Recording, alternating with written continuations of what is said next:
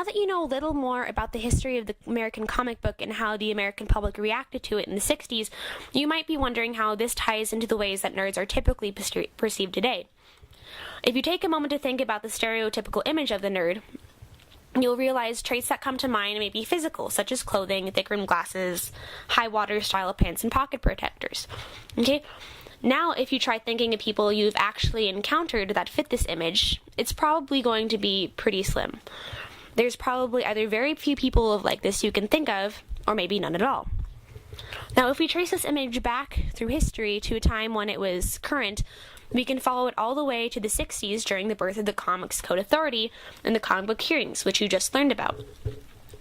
Common fashion of the 60s matches many of the traits we deem as nerdy, and can be matched to the appearance of the representatives, the people representing the comics industries during the trials.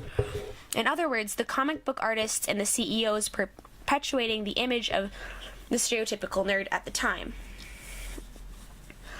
Theoretically, this image could have been tied to the controversies of the time, like the comic book burnings, which create a stereotypical image linked with the harsh feelings of the American public. The main problem with society today and nerds is that we are upholding a very stale image.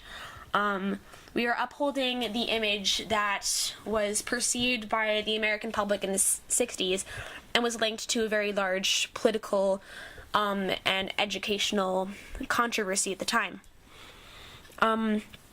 According to the surveys I've personally conducted as part of my project, none of the subjects could actually pinpoint what a nerd was. My theory is that the nerds have merged today into mainstream society, but false associations are still present, carried with them biases and even violence. To successfully eradicate the stale image, people of quote-unquote mainstream society need to understand that these associations no longer exist, a process that is already underway as society evolves around us.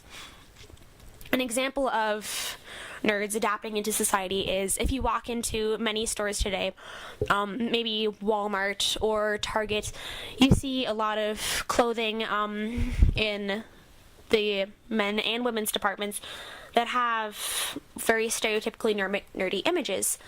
If you go into Target, you can buy your X-Men t-shirts, your Iron Man t-shirts, your Batman t-shirts, and you can go into Walmart now and you can buy your Star Wars t-shirts, which you really couldn't several years ago.